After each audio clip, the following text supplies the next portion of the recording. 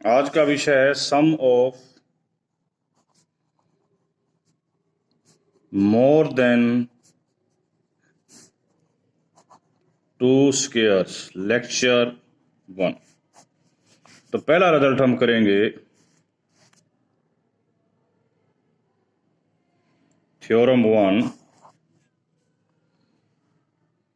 No positive integer of the form 4n into 8m plus 7 can be represented as the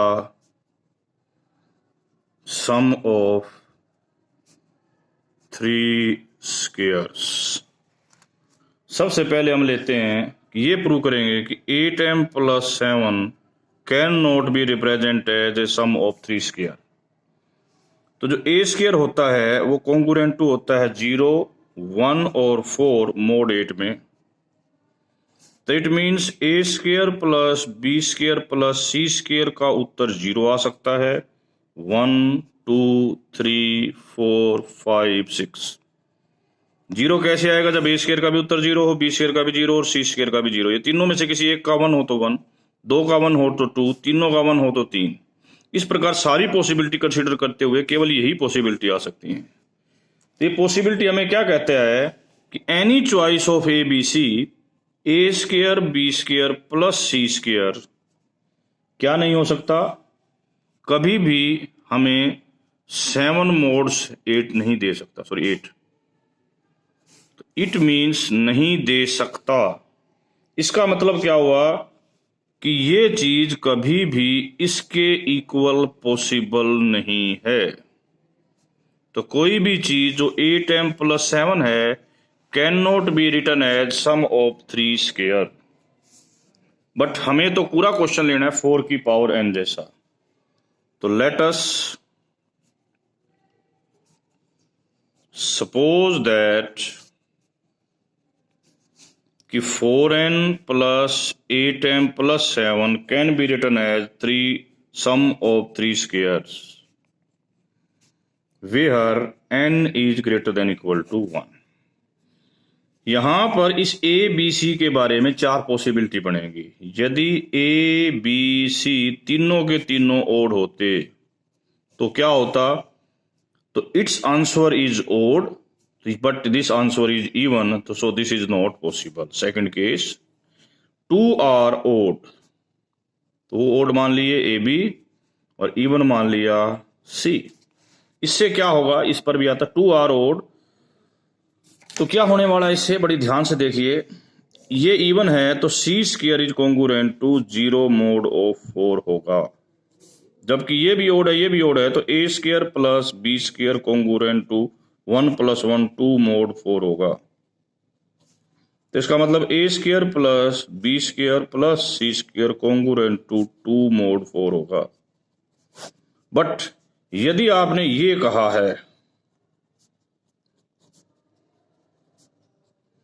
तो it means this whole thing must be divisible by 4 where N. But यहां पर ये क्या contradict कर रही है? तो इसका मतलब ये केस भी पॉसिबल नहीं है। तीसरा केस, 1 ओड एंड इवन 2। इस केस में क्या होगा? इस केस पे भी आइए, A square plus B square plus C square must be odd. Odd हो गया तो भी गड़बड़, क्योंकि हमें तो ये डिविजिबल बाई 4 चाहिए। तो only possibility left that a b c are even. ये इवन होंगे। इवन होंगे तो आप क्या करोगे? ए को आप 2b1 a1, बी को आप 2b1, सी को आप 2c1 लोगे, सच दैट 4n को अब आपने लिख दिया 4a1 square, 4b1 square and 4c1 square. तो you get this thing.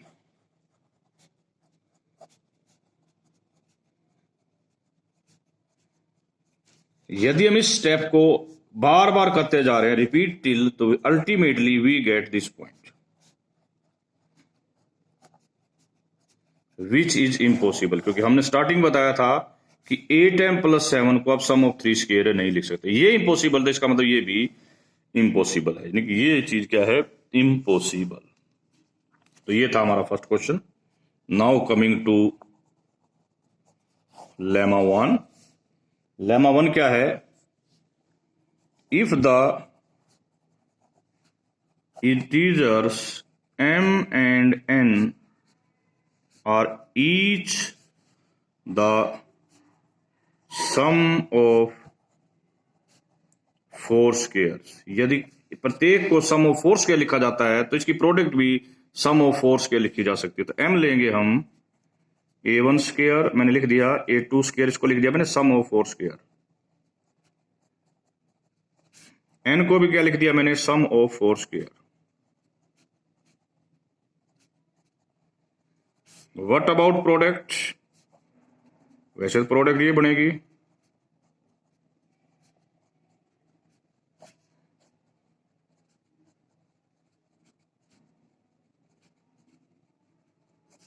But यदि इस प्रोडक्ट को आप इस प्रकार लिखो जैसा कि मैं लिख के दिखा रहा हूं, a1 b1 a2 b2 a3 b3 a4 b4 का square plus a1 b2 a2 b1 a3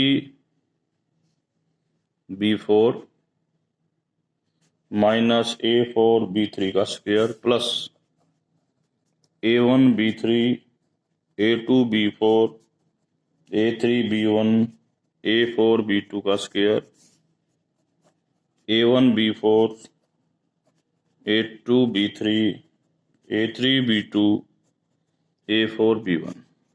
इसको कैसे रिमेंबर रखें, इसमें 1 और 2 पॉजिटिव हैं, इसमें 3 और 4 पॉजिटिव हैं, इसमें 1 और 3 पॉजिटिव हैं, इसमें 4 और 2 पॉजिटिव है, इसमें 1 और 4 पॉजिटिव है, 2 और 3 पॉजिटिव है, ऐसे रिमेंबर रख सकते हैं। तो ये प्रोडक्ट इसके इक्वल होती है, इसका मतलब mn is sum of 4 square. यदि m भी सम ऑफ 4 स्क्वायर है, n भी सम ऑफ 4 स्क्वायर है, तो their product is also sum of 4 square. Now we are coming to lemma 2। What lemma 2 says, lemma 2 से क्या करता है,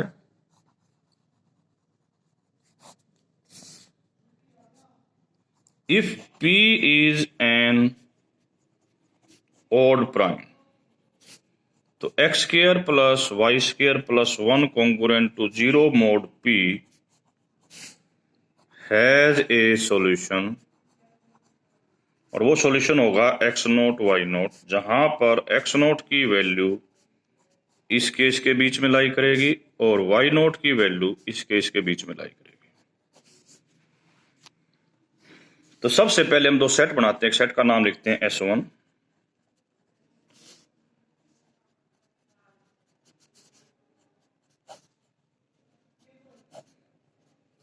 इस सेट की कार्डिनलिटी है 1 + p - 1/2, यानी कि p + 1/2। सिमिलरली वेज पर एक सेट बनाते हैं S2,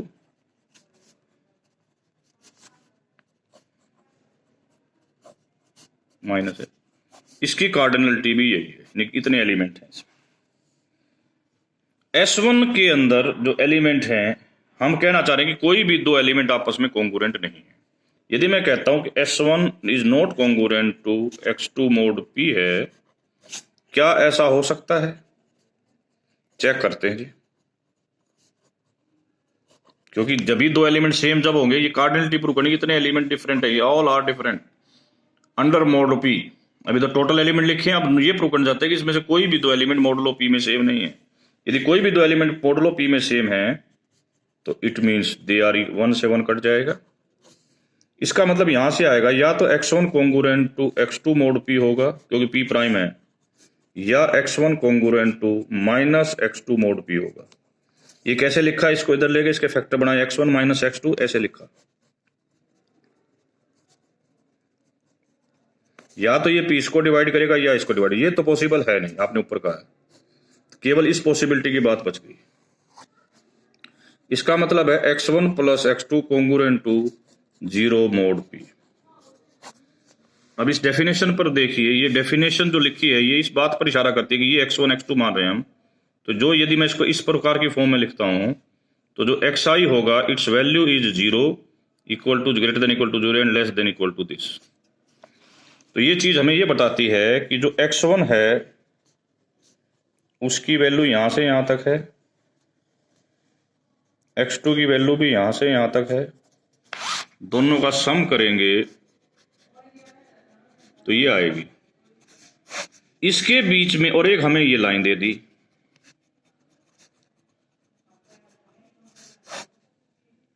ठीक है जी। ये लाइनें क्या कहती हैं, ये किस तरफ इशारा कर रही हैं, यही इस पॉइंट का मकसद है। ये इशारा क्या कर रही हैं, बड़ी मैं इशारे की बात कर रहा हूं कि x1 प्लस x2 का सम इसके बीच में है, it is only 0।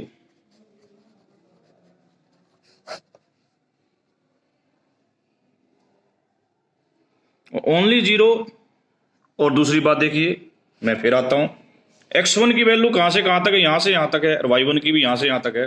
Some is only 0, note congruent, some is only 0। और एक और बात कही है कि x1 भी ग्रेटर देन 0 है और x2 भी ग्रेटर देन 0 है। तो सारी पॉसिबिलिटी मिलकर कहती है कि दोनों की वैल्यू क्या होगी, 0 होगी। 0 होगी तो ये चीज सेटिस्फाई होगी। बट हमने स्टार्टिंग में कहा कि दिस इज नॉट कॉन्ग्रुएंट, तो इसका मतलब ना तो ये चीज पॉसिबल है ना ही ये चीज पॉसिबल है। इसका मतलब ये दोनों आपस में कॉन्ग्रुएंट टू मोड भी नहीं हो सकते। इसका मतलब दोनों क्या है, डिस्टिंक्ट। तो इसका मतलब इसके अंदर एलिमेंट्स सारे क्या हैं, डिस्टिंक्ट हैं। सिमिलरली वेज पे इसमें भी हम डिस्टिंक्ट प्रूव करेंगे। इसमें कैसे लोगे, दूसरे S2 में, उसके अंदर ये चीज है, माइनस उड़ा दोगे सेम चीज आ जाएगी। पिछले वर्डिंग के तहत पर लिखोगे कि S2 में भी सारे एलिमेंट डिस्टिंक्ट हैं। तो S1 में एलिमेंट इतने थे, सारे डिस्टिंक्ट हैं। S2 में भी इतने एलिमेंट थे, सारे डिस्टिंक्ट हैं। तो टोटल दोनों में कितने हो गए,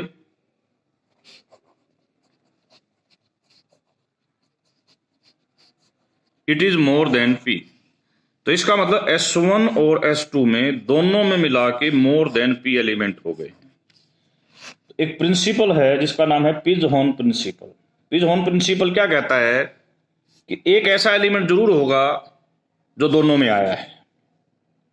there exist at least one element which is comes in S1 also in S2। तो हम कहते हैं x1 में जब x नोट था तब आया S1 में, और y में f2 में जब आया मैं जब y नोट था, और ये दोनों क्या होंगे, सेम होंगे at congruent mod of P।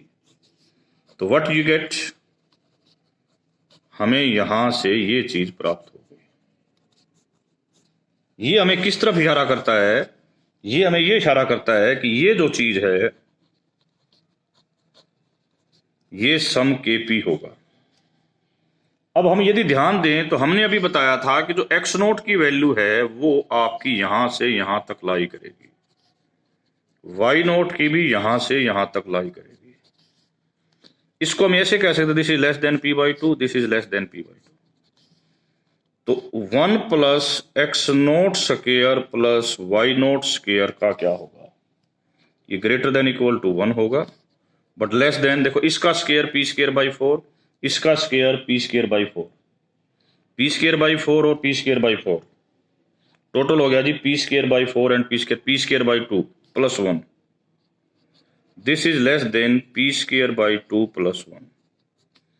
P जो है ओड प्राइम है, तो P²/2 जो है वो कम से कम 1 से बड़ा होगा, तो हम इसको टोटल को किससे लेस कर देते हैं, P² से। तो this whole thing is less than P²। क्या कह दिया आपने कि जो KP लिया था आपने, ये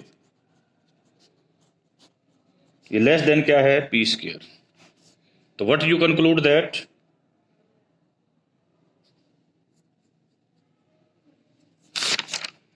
what you conclude that कि this is less than this, it means this K is less than P। तो ये हमें कोरोलरी स्टेट करना चाहते हैं। कोरोलरी क्या है, given an odd prime P there exist K less than P such that KP is sum of 4 squares। अब कैसे बनेगी, आपने तो KP को ये लिखा है 1 plus x note square plus y note square, तीसरा आप लिख दो 0, चौथा लिख दो 0 स्क्वायर। अभी अभी आपने प्रूव किया दिस के इज लेस देन पी। अब एक एग्जांपल मैं लेना चाहता हूं, यदि पी को मैं 17 ले लेता हूं तो मेरा S1 क्या बनेगा?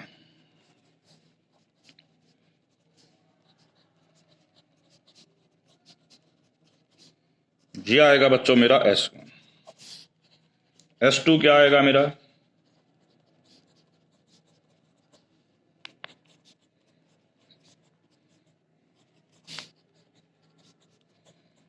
अभी पिछले क्वेश्चन में कहा था मैंने, इन दोनों में से कम एक जो होगा कॉन्ग्रुएंट सेम होगा। वो कौन सा है भाई?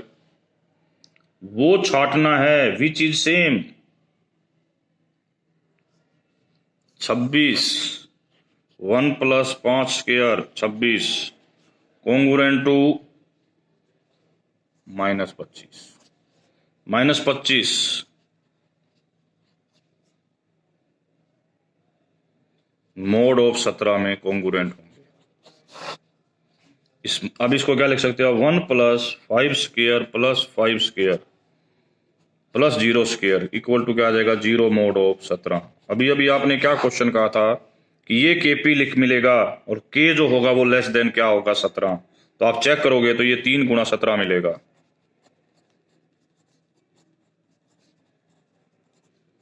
तो 17 का मल्टीपल क्या लिखा गया? सम ऑफ 4² लिखा गया। ठीक है, तो ये बटन की किताब से मैंने कुछ क्वेश्चन किए थे। Soon we will redo the next questions. एक बार मैं आपको सारे की पिक्चर दोबारा दिखा देता हूं, कोई वर्ड रह गया हो किसी का तो।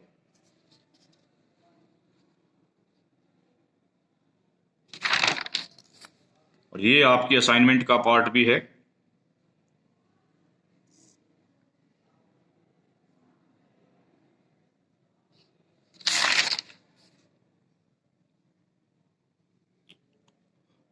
दो लेक्चर और आएंगे आपके सिलेबस के, then your syllabus is complete.